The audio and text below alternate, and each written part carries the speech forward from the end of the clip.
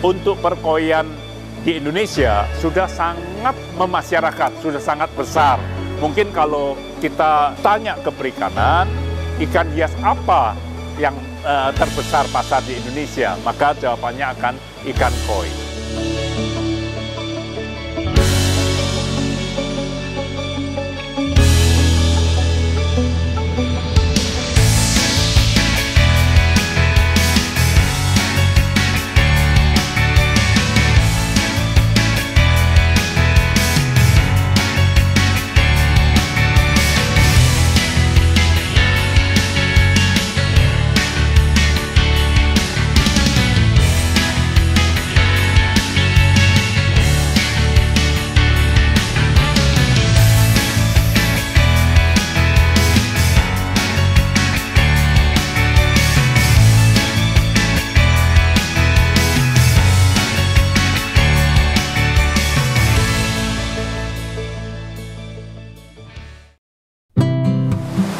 Hai semua, salam kenal. Saya Sugiarto Budiono.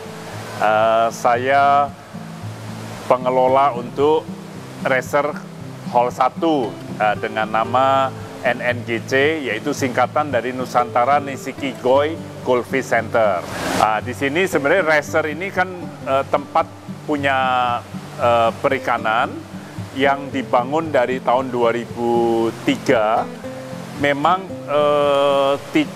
tidak jalan ya, selama belasan tahun tidak jalan, kemudian sempat beberapa jalan tapi berhenti dan sempat tidak berfungsi selama tahunan, lebih mungkin dari 5 tahun. Nah, tahun 2019 Desember, saat itu ada pergantian kepala balai, sehingga kepala balai mengundang saya untuk datang ke sini, berbicara tentang memungkinkan nggak untuk dihidupkan kembali. Nah, saat itu saya juga merasa bangunan yang besar, ada 4 bangunan, tidak terpakai, sangat sayang. Tetapi memang untuk merehab atau merenovasi membutuhkan biaya yang cukup besar. Karena banyak sekali permintaan ekspor, tetapi fasilitas untuk stok koi itu tidak ada. Sehingga kalau ada permintaan dari luar negeri, koi, maka kita tanya ke daerah, farm, semua ikan ada di mud pond, ada di empang, sehingga tidak siap untuk ditawarkan atau siap untuk diekspor. Itu yang jadi masalah, sehingga waktu ada tantangan dari pemerintah untuk menghidupkan ini, saya berpikir ini saya arahkan untuk stok ikan koi lokal dan koki untuk ekspor. Ini kolamnya ada 72 kolam, ya 2x2 dan 2x4, tapi saya potong, saya bangun filter, sehingga 2x3-nya ada 12 kolam. Koi dan koki saja mayoritas, separuh-separuh. Untuk kolam yang pendek ini, 2 blok ini koki, 1 blok koi. Untuk kolam yang dalam, yang ada filternya, itu 2 blok untuk koi, 1 blok untuk koki. Kalau main ikan ya dari kecil ya, tapi khususnya ke koi itu sejak tahun 1995. 1995 dari hobi membuat kolam taman, isinya ikan koi. Jadi saya senang dengan ikan koi, ya mungkin belanja penuh, nanti ada yang mati 1 kolam karena kelupaan air pump. Kalau di rumah Sunter kan pakai air pump, sehingga malam-malam mau nambah air, masuk, lupa, dikunci, naik, tidur, pagi-pagi udah ikan pada mati. Nah itu berulang-ulang sampai kami senang, sampai tahun 98 kami baru belajar membuat kolam koi yang dengan sistem filter yang bagus. Sehingga saat itu malah makin senang dengan ikan koi, karena saya rasa saya hobi, banyak hobi binatang. Tapi paling praktis saya rasa ikan. Karena ikan bisa saya tinggal, tidak perlu dikasih makan, mau sampai seminggu pun tidak masalah. Tapi kalau binatang lain, ayam, burung, anjing, tidak bisa saya tinggal. Nah itu saya melihat makin senang dan makin serius kepada ikan koi ini. Sehingga itu saya dalami, membuat kolam yang bagus, sampai banyak dan masih kurang, akhirnya terlalu banyak, baru membuka untuk dijual.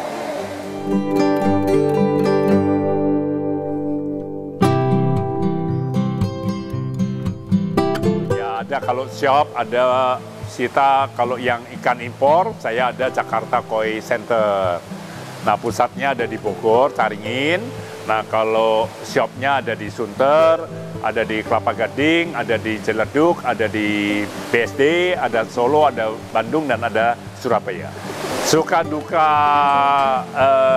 usaha koi, ya sebenarnya itu hanya soal sakit penyakit.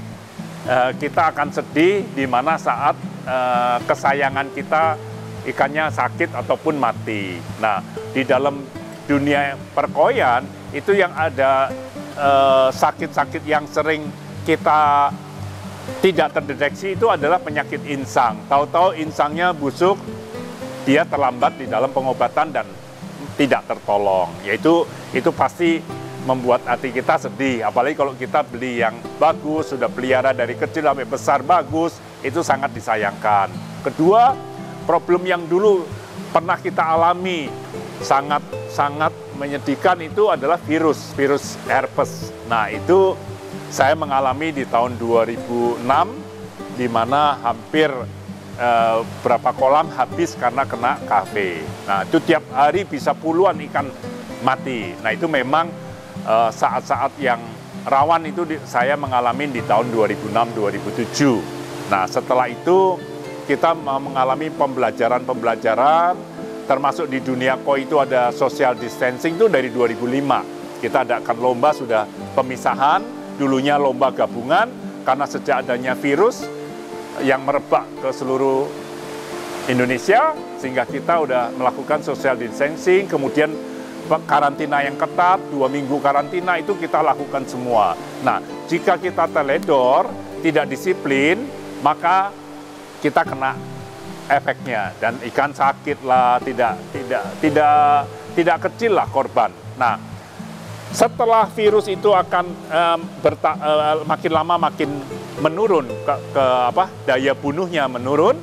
Nah, sampai hari ini kalau kena virus pun tidak menyebabkan kematian asal bisa asal ditangani. Kalau tidak ditanganin ya memang apapun jadi masalah.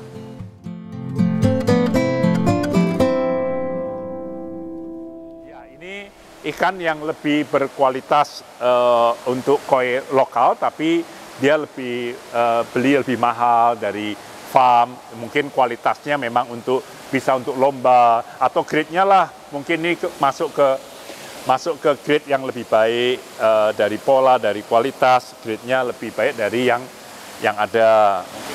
Tapi ada dari size kecil sampai yang besarnya ada di luar. Ya, itu bodinya betul-betul seperti bodi impor. Ya, karena saya katakan tadi induknya sudah di atas 65 sampai 80 lebih. Sehingga dia bisa menghasilkan struktur badan yang baik, sehingga dia tidak mudah perutnya turun. Kalau ikan induknya kecil, maka waktu kita genjot makan untuk bodinya dinaikkan, bodi mungkin nggak bisa naik, perutnya yang kalah. Itu kalau indukannya kecil. Ya.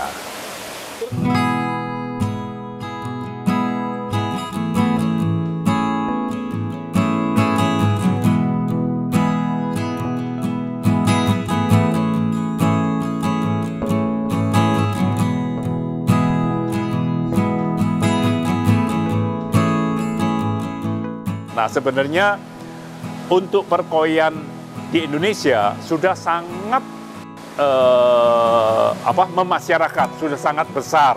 Mungkin kalau kita tanya ke perikanan, ikan hias apa yang terbesar pasar di Indonesia, maka jawabannya akan ikan koi. Ya, karena memang ikan koi ini satu kolam bisa isi banyak dan memang menyenangkan untuk dinikmati, dilihat, dipandang, ya. Apalagi ada lomba-lombanya. Apalagi sekarang setelah pandemi terjadi perubahan ekonomi yang besar sekali, di mana semua orang tidak bekerja di kantor, di rumah. Akhirnya banyak pemula-pemula yang mencoba mengambil kesempatan menawarkan ikan koi, dan ternyata disambut di medsos dengan luar biasa, sehingga selama 2 tahun pandemi itu perkoyan kita berkembang dengan pesat sekali, sehingga banyak muncul penjual-penjual dan juga otomatis hobis-hobis baru, sehingga sekarang begitu akhir 2021 menjelang terakhir, teman-teman banyak dari teman-teman yang mungkin belum ada klub, tapi mereka langsung berinisiatif satu kota bikin klub, bikin perlombaan, dan itu semua sukses. Karena apa?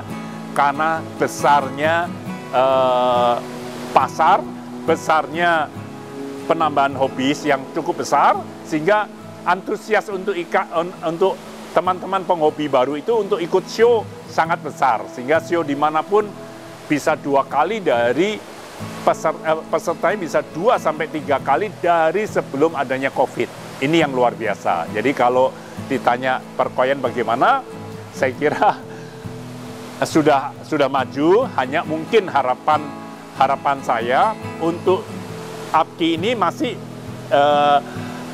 membina atau masih mewadahi untuk pembudidaya. Jadi diharapkan pembudidaya koi di Indonesia juga bertumbuh seiring dengan jumlah hobis yang ada. Jangan sampai semua hanya diisi oleh ikan-ikan impor, tapi pembudidaya ini harus mampu mencetak ikan-ikan yang berkualitas dan banyak.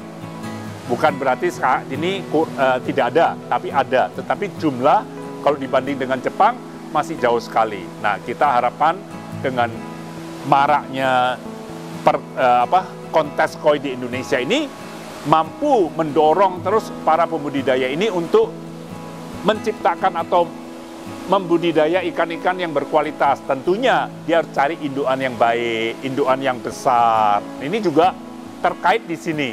Kalau saya mau ekspor, kalau saya sembarang membeli yang lalu kita ekspor, tidak ada reorder. Karena apa? Karena body shape-nya tidak menunjang. Nah, ini penting sekali daripada pembudidaya ini harus benar-benar memikirkan induknya yang bagus supaya kualitas ini bisa untuk ekspor. Kalau asal ekspor saja akan merusak koi Indonesia. Jadi saya berharap dari para pembudidaya benar-benar memperbaiki baik fasilitas maupun indukan.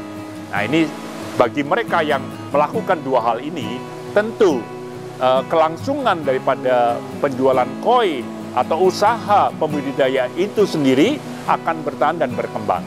Dibanding jika mereka melakukan asal-asal, akan ada persaingan yang nantinya akan tidak mampu bersaing. Nah, itu harapan dari saya, para pembudidaya menciptakan atau membudidaya dengan ikan yang baik. Saya mencoba untuk memasarkan keluar. Ya, kalau keinginan sih kita ingin Indonesia itu menjadi pusat ikan hias dunia. Jadi karena saya sering meeting dengan perikanan pusat, sehingga visi misi dari teman-teman juga visi misi dari pemerintah kan ingin Indonesia menjadi nomor 1 eksportir ikan hias di dunia. Yang saat ini mungkin posisinya baru nomor 4 atau nomor 5. Nah, kita memang semua berharap. Nah, berharap ini ya memang saya tidak bisa juga sendiri, karena ini harus melibatkan semua stakeholder dan semua jenis ikan hias yang ada di Indonesia yang punya potensi untuk ekspor itu yang harus dikembangkan bersama. Nah, ini yang memang menjadi harapan, keinginannya sudah disampaikan ke Pak Menteri, barangkali memang di Reser ini bisa dikembangkan menjadi pusat ikan hias dunia, bukan hanya Reser untuk ikan hias nasional, tapi ke dunia. Itu harapan dari saya termasuk teman-teman pelaku ikan hias pengen Indonesia jaya.